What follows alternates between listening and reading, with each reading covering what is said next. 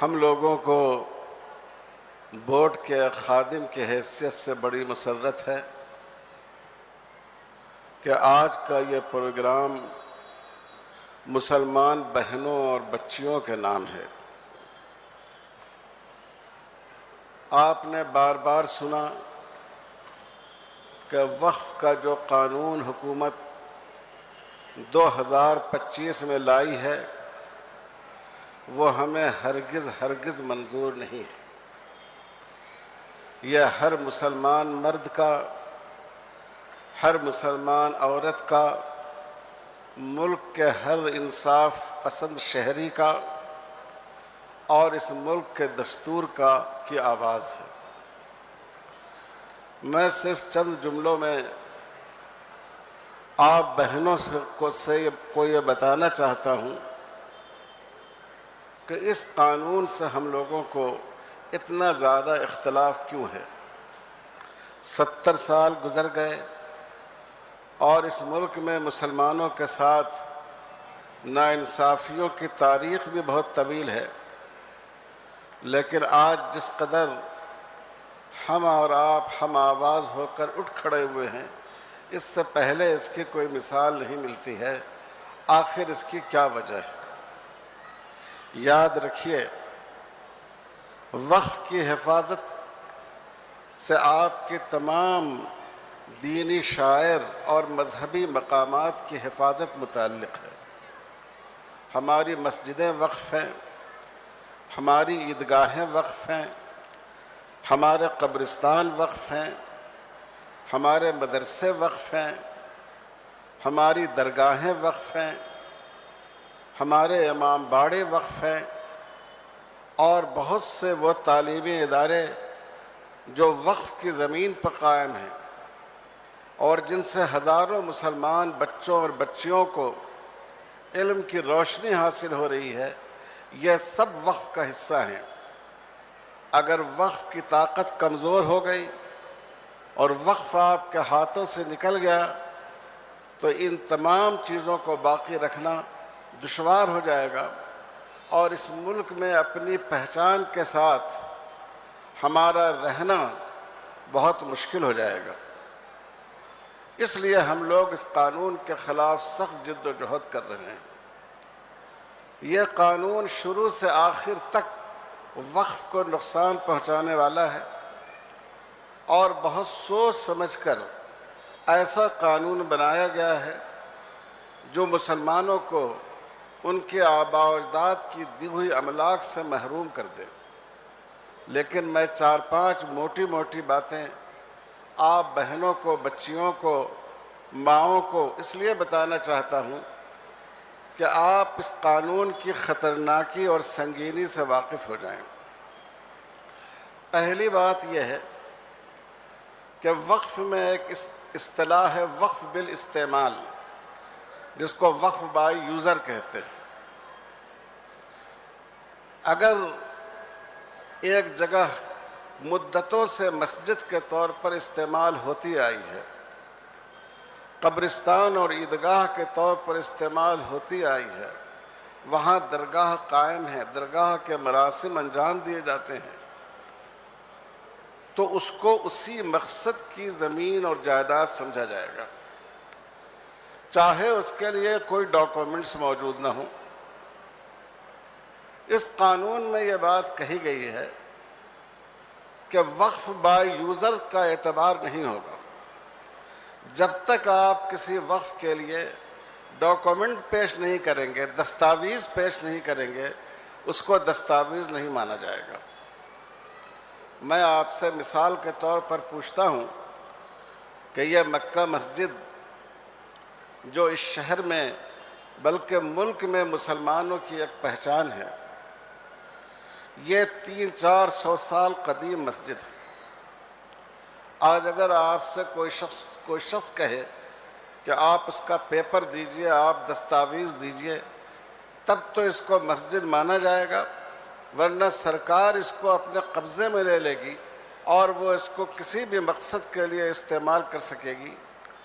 تو آپ سوچئے کہ 400-300 سال پرانی عمارتوں کا دستاویز آج لانا ممکن ہے؟ دلی کی جامع مسجد، جس کو دیکھنے کے لیے دنیا کے کونے کونے سے لوگ آتے ہیں، 400 سال قدیم مسجد ہے۔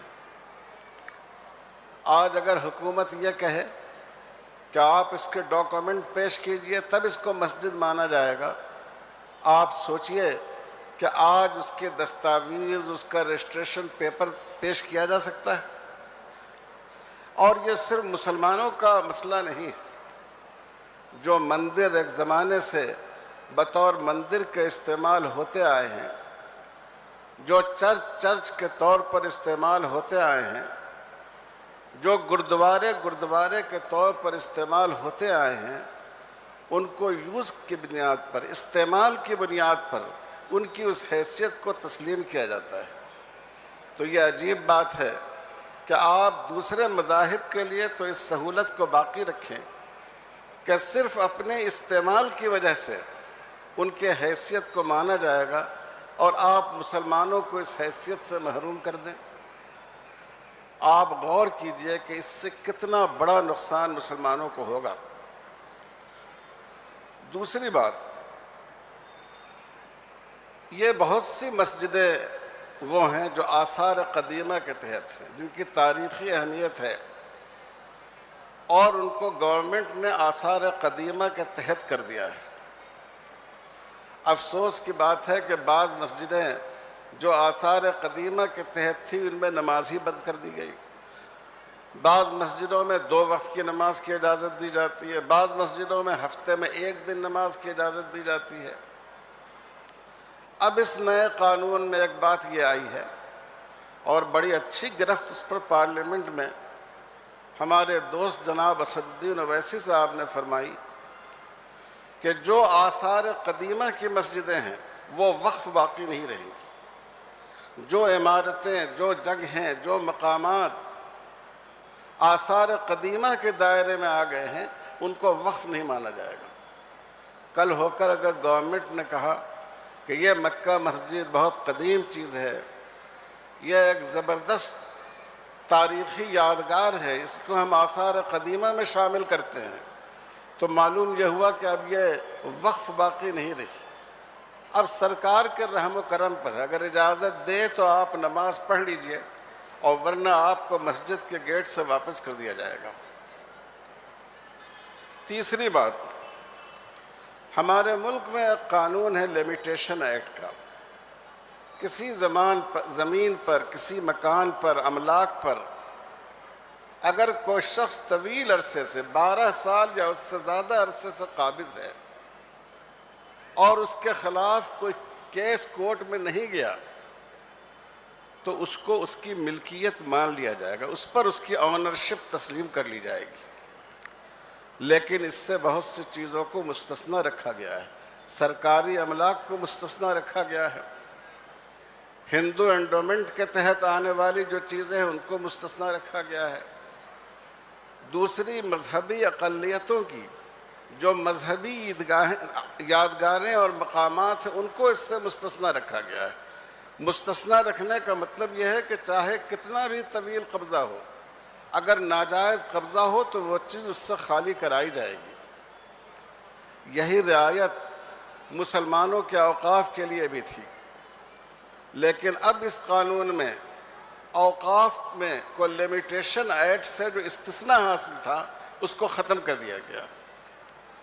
اس کا مطلب یہ ہے کہ وقف کی کسی زمین پر، چاہے وہ عیدگاہ ہو، چاہے قبرستان ہو، چاہے مسجد کی اراضی ہو، اگر کسی شخص نے یا کسی تنظیم نے 12 سال سے اس پر قبضہ کر رکھا ہے تو اس کے ناجائز قبضے کو جائز قبضہ تسلیم کر لیا جائے گا اور اس کو اس کا مالک تصور کیا جائے گا۔ آپ اخبارات میں دیکھیے، ماشاءاللہ آپ سب پڑھی لکھی خواتین ہیں، وقف کی جائیداد میں سچر کمیٹی کی رپورٹ میں دیکھیے کتنی بڑی املاک پر لوگ ناجائز طریقے پر قابض ہیں۔ اس کا نتیجہ یہ ہوگا کہ یہ سب چیزیں ان کی ملکیت سمجھی جائے گی۔ نمبر 4، ہر کسی بھی ادارے کا، کسی بھی شخص کا، اس کا مینجمنٹ ان لوگوں کے ہاتھ میں رہنا چاہیے جس کا اس سے عقیدے کا یقین کا تعلق، گھر آپ کا ہے لیکن اس کا انتظام پڑوسی کے ہاتھ میں دے دیا جائے تو آپ کے گھر کا انتظام صحیح رہ سکتا ہے؟ اس لیے جو اوقاف ہیں ان میں یہ اصول تھا کہ اس میں مسلمان ارکان ہوں گے، چاہے سینٹر میں وقف کونسل ہو یا ریاست میں وقف بورڈ ہو، جو اس میں ارکان ہوں گے وہ مسلمان ہوں گے۔ ایک عہدیدار سرکار کی طرف سے ہوتا تھا۔ یہ صرف مسلمانوں کے لیے نہیں ہے، ہمارے ہندو بھائیوں کی جو دھارمک سنستھائیں ہیں ان کے بارے میں بھی صراحت موجود ہے کہ اس ٹرسٹ کے ہر ممبر کے لیے ہندو ہونا ضروری ہے، چرچوں کے لیے عیسائی ہونا ضروری ہے، اور گردواروں کے لیے سکھ ہونا ضروری ہے۔ لیکن اس وقت اب جو یہ قانون لایا گیا ہے اس میں وقف کونسل میں بھی اور وقف بورڈ میں بھی غیر مسلموں کو بڑی تعداد میں شامل کر لیا گیا ہے۔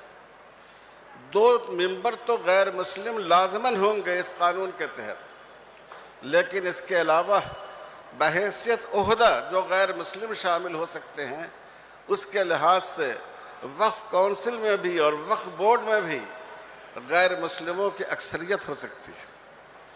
آپ سوچئے، کیا آپ ان حضرات سے، یہ غیر مسلم بھائیوں سے جو مسجدوں پر یقین نہیں رکھتے، آپ امید کر سکتے ہیں کہ وہ مسجدوں کا اور آپ کے مذہبی مقامات کا صحیح انتظام کر سکیں گے؟ تو یہ بھی وقف کو ضائع کرنے کی اور وقف پر ناجائز قبضہ کرنے کا ایک راستہ بنایا گیا ہے۔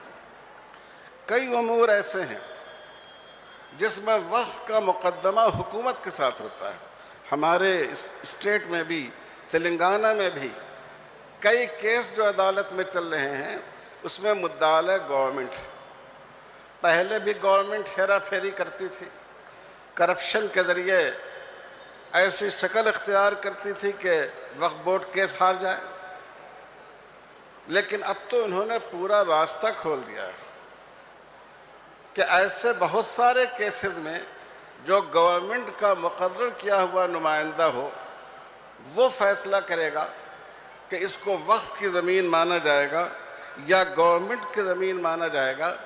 کیا آپ امید کر سکتے ہیں کہ ایسے مقدمات میں، ایسے کیسز میں آپ کو انصاف حاصل ہو سکے گا؟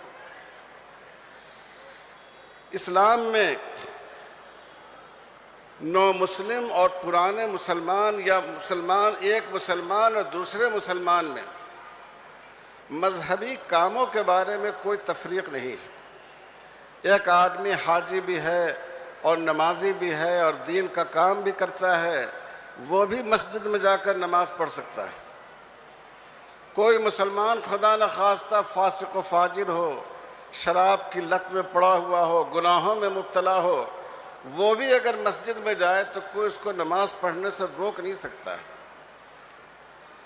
اس لیے کوئی بھی مسلمان خیر کا کام کرنا چاہے، وقف کرنا چاہے، صدقہ کرنا چاہے تو اس کو اجازت ہے۔ اس قانون میں وقف کو مشکل بنانے کے لیے ایک اصول یہ مقرر کیا گیا ہے کہ وہی شخص وقف کرنے کا حق رکھتا ہے جو 5 سال سے عملی مسلمان ہو۔ 5 سال سے وہ ثابت کرے کہ میں نہ صرف مسلمان ہوں بلکہ میں اسلام کے تمام احکام پر عمل بھی کرتا ہوں۔ آپ سوچئے، ہماری مسجدوں میں رجسٹر حاضری تو نہیں ہوتا ہے، وقف کرنے والا مسجد سے رجسٹر حاضری لے کر جائے اور رجسٹری آفس میں جا کر دکھا دے کہ دیکھیے میں پابند نمازی ہوں۔ تو یہ ایسی دفعہ رکھی گئی ہے، اس کے ذریعے کسی بھی مسلمان کو وقف کرنے سے محروم کیا جا سکتا ہے۔ اسی طرح میرے بھائیوں، وقف خیر کا کام ہے۔ جیسے ایک مسلمان غیر مسلم کو بھیک دے سکتا ہے، ایک مسلمان غیر مسلم بھائی کو ریلیف دے سکتا ہے، اس کی مدد کر سکتا ہے۔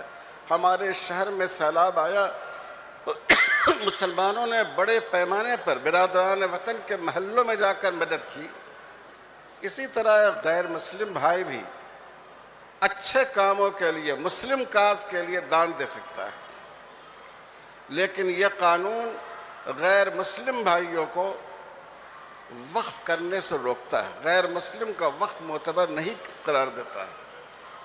آپ کو یہ بات یاد رکھنی چاہیے کہ اس ملک میں آزادی سے پہلے بہت سی ریاستیں ایسی تھیں کہ جہاں کے حکمراں ہندو راجا اور مہاراجا تھے، رعایا مسلمان تھی۔ بہت سے ریاستیں ایسی تھیں جیسے خود ہمارے حضور نظام حیدرآباد کہ جہاں حکمراں مسلمان تھے اور رعایا ہندو تھے۔ جہاں مسلمان حکمراں تھے انہوں نے ہندو رعایا کے لیے بہت سی چیزیں مذہبی مقاصد کے لیے دان دی، اور جہاں مسلمان عوام تھے اور ہندو حکمراں تھے انہوں نے مسلمانوں کے لیے بہت سی چیزیں وقف کی۔ اس قانون کے لحاظ سے غیر مسلموں کا کیا ہوا وقف یہ ایک طرح سے آپ سے چھین لیا جائے گا۔ اسلام میں ایک خاص گنجائش رکھی گئی ہے وقف علی الاولاد کی۔ برطانوی دور میں اس کا بڑا معاملہ چلا تھا۔ وقف علی الاولاد کا مطلب یہ ہے کہ اگر آپ چاہیں تو ایسا کر سکتے ہیں۔ آپ لوگ ذرا شور مت کیجئے، شور مت کیجئے، آپ لوگ شور مت کیجئے ابھی آپ لوگ۔ آپ ایسا کر سکتے ہیں کہ اپنی کسی جائیداد کو آپ اولاد پر وقف کر دیں۔ اولاد اس وقف کو، اس جائیداد کو بیچ تو نہیں سکتی، لیکن اس کو باقی رکھتے ہوئے اس سے تمام خاندان کے لوگ فائدہ اٹھا سکتے ہیں۔ اور اگر خدا نخواستہ وقف کرنے والے کی اولاد کا سلسلہ ختم ہو جائے تو جو غربا ہیں ان پر ان کو خرچ کیا جائے گا۔ لیکن اس میں جو وقف علی الاولاد کی صورت ہے اس میں بھی گورنمنٹ نے مداخلت کی ہے۔ تو میں آپ سے یہ عرض کرنا چاہتا ہوں عزیز بہنوں، یہ قانون وقف کو غیر محفوظ بنانے والا ہے، وقف کو چھیننے کا ایک ذریعہ ہے، نئے وقف کو مشکل بناتا ہے، وقف کی املاک کے تحفظ کو دشوار بناتا ہے، اور ہر اعتبار سے وقف کے لیے نقصان دہ ہے۔ اس لیے all India Muslim personal law board نے بہت سوچ سمجھ کر اس کے خلاف وقف بچاؤ تحریک شروع کی ہے، اور یہ لوگ حکومت بالکل دروغگوئی سے کام لے کر، جھوٹ بول کر یہ کہتی ہے کہ یہ وقف یہ ہم عورتوں کی بھلائی کے لیے کر رہے ہیں، حالانکہ پورے قانون میں ایک دفعہ بھی عورتوں کی بھلائی کی نہیں ہے۔ تو یہ آپ کا اجتماع بہت اہم ہے۔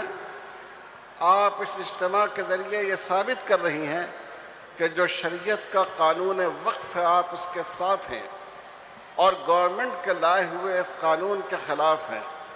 آپ سب لوگ ہاتھ اٹھا کر مسلم پرسنل لاء بورڈ کے موقف کی تائید کیجئے کہ ہمیں وقف کا یہ قانون نہیں چاہیے۔ سب بہنیں ہاتھ اٹھا کر اپنی تائید کا اظہار کریں کہ یہ قانون جو وقف کا ہے یہ ہمیں ہرگز قبول نہیں۔ والسلام علیکم ورحمۃ اللہ وبرکاتہ۔